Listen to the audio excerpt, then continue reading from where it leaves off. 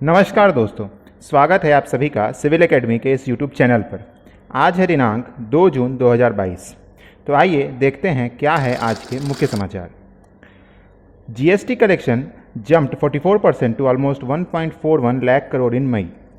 ये न्यूज़ आपका GS paper 3 के इकोनॉमी पार्ट में कवर होगा। जीएसटी कलेक्शन का डेटा मंथली बेसिस पर निकलता है, तो याद करने की ज़रूरत नहीं है, बट एक ग्राफ के थ्रू डेटा को बेहतर तरीके से दिखाया गया है यहाँ पर। जैसा कि आप देख सकते हैं, मई 2021 से लेके मई 2022 तक का डेटा अवेलेबल है। मई 2021 में टोटल जीएसटी कलेक्शन 97,821 करोड़ रुपए था, जबकि मई 2022 में इसमें 44% की बढ़ोतरी हुई है, जो कि 1,40,885 करोड़ तक पहुंच गया है।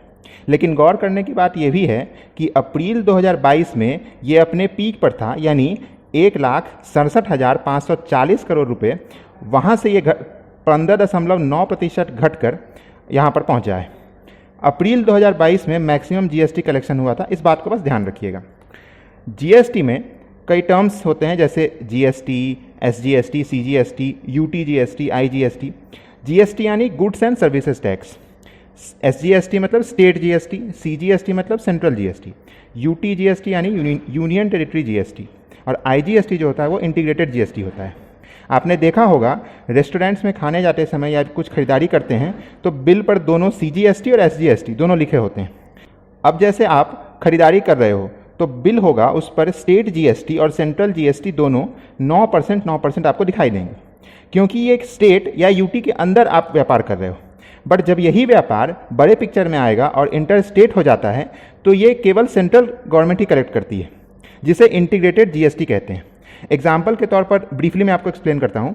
जैसे मान लीजिए रंगेगौड़ा कर्नाटका का एक व्यापारी है, उसने बेंगलुरु में रहने वाले एक लड़के श्रीनिवास को मान लीजिए 10,000 रुपये का सामान बेचा, तो 18% जीएसटी के हिसाब से 1,800 रुपये हुए। तो 900 रुपये स्टेट जीएसटी के रूप में और स्टेट को मिलेंगे, और 900 रुपये सेंट्रल जीएसटी के रूप में सेंट्रल गवर्नमेंट को मिलेंगे। ये इंट्रा स्टेट जीएसटी था। अब देखते हैं इंटर स्टेट यानी इंटीग्रेटेड जीएसटी क्या होता है।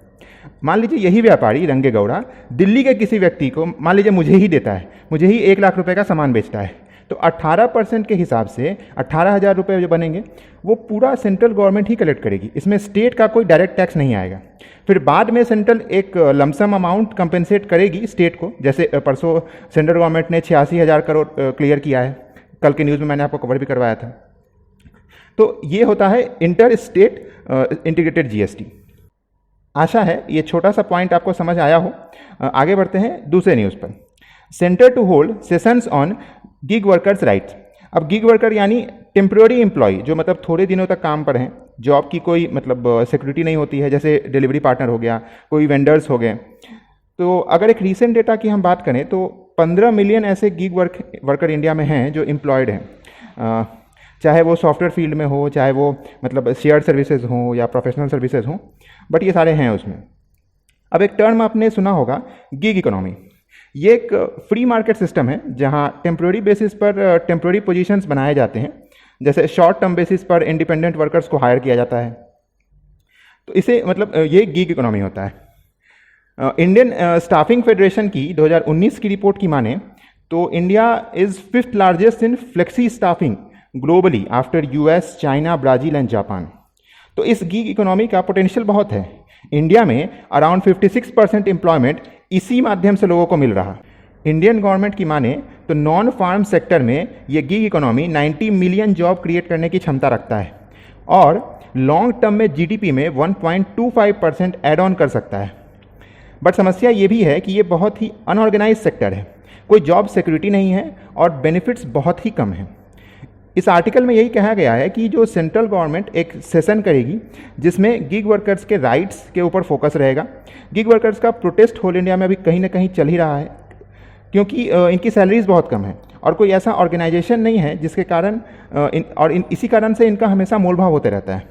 तो केंद्र सरकार ने ये फैसला लिया है कि स्टेट और सेंटर के ऑफिशियल्स को ट्रेन किया जाए ताकि वो इनके बेटरमेंट के लिए, इनके राइट के लिए कुछ कर सकें। इसमें जो ट्रेनिंग आर्म है लेबर मिनिस्ट्री का है वो है वीवी गिरी इंस्टीट्यूट, वही इस प्रोग्राम को ऑर्गेनाइज करवा रहा है। ये 3 दिवसीय प्रोग्राम है जो कि 13 जून से स्टार्ट होगा। चलते हैं अगले न्यूज़ पर, बट उससे पहले अगर आपको ये वीडियो अच्छा लग रहा है तो लाइक बटन को दबा दीजिए, ये हमारे लिए एक बूस्टअप का काम करता है। अब आते हैं अगले न्यूज़ पर। A case for community oriented health services. The recent global recognition for India's ASAs should be used as a chance to iron out the challenges in the program. ये आर्टिकल एक्चुअली आशा workers पर है। आशा यानी accredited social health activist.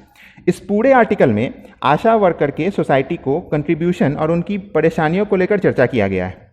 India के 1 million आशा volunteers को biggest international recognition मिला है global health leaders award 2022 के रूप में। ये अवार्ड जेनेवा में आयोजित 75वें वर्ल्ड हेल्थ असेंबली में मिला है। कोविड-19 में आशा वर्कर्स का योगदान प्रशंसनीय एवं अविस्मरणीय है। आशा वर्कर्स का काम क्या है कि ये लोग उन लोगों तक जो समाज के अंतिम पंक्ति में हैं, जो गवर्नमेंट के सर्विसेज का फ़ायदा नहीं उठा पा रहे हैं, उन तक प्राइमरी हेल्थ केयर सर्विसेज को पहुंचाती हैं। गुलाबी कलर की साड़ी पहने, हाथ में एक झोला और एक रजिस्टर लिए आपको ये दिख जाएंगी। तो जो प्राइमरी हेल्थ केयर सर्विसेज हैं, जैसे मैटरनल चाइल्ड हेल्थ है, डायबिटीज़ है, टीबी है, ट्यूबरकुलोसिस, इन सभी के इलाज और इनके लोगों तक पहुंच को आशा वर्कर ने काफ़ी आसान बना दिया है। इंडिया को पोलियो फ्री करने में सबसे बड़ा योगदान किसी का है तो वो आशा वर्कर का है। मैटरनल मोर्टेलिटी रेट में गिरावट का पूरा श्रेय आशा वर्कर्स को ही जाता है। इंडिया में नेशनल रूरल हेल्थ मिशन के अंतर्गत 2005-2006 में आशा प्रोग्राम को लॉन्च किया गया था। फिर 2013 में national urban health mission launch हुआ। तो ये जो आशा प्रोग्राम है वो एक्चुअली WHO के एक मोनोग्राफ से इंस्पायर्ड है जिसका टाइटल था हेल्थ बाय द पीपल, जो कि 1975 में आया था।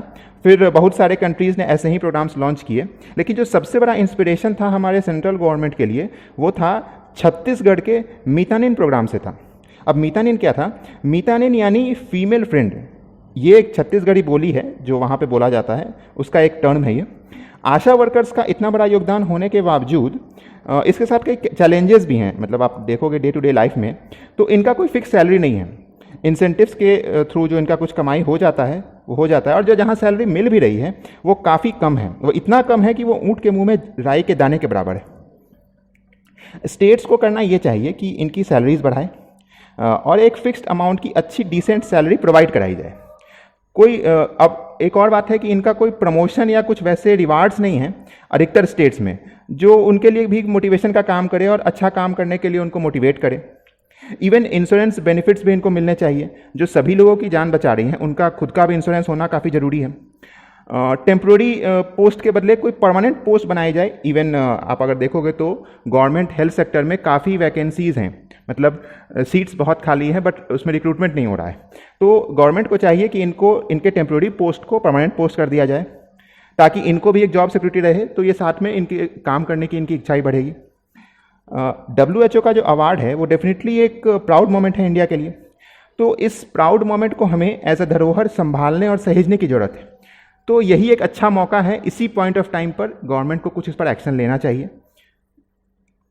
तो मैं आशा करता हूं कि आशा वर्कर्स के इस डिस्कशन से आप में भी एक नई आशा की किरण जगी हो, अपने भविष्य को संवारने को, बेहतर कल की ओर अग्रसर होने की। तो बस इसी के साथ वीडियो को समाप्त कर रहा हूं। वीडियो अच्छा लगा हो तो लाइक करिएगा और दोस्तों और घर वालों के साथ शेयर भी कीजिएगा। मिलेंगे कल फिर कल के मुख्य समाचार के साथ। तब तक के लिए नमस्कार, जय हिंद, वंदे मातरम।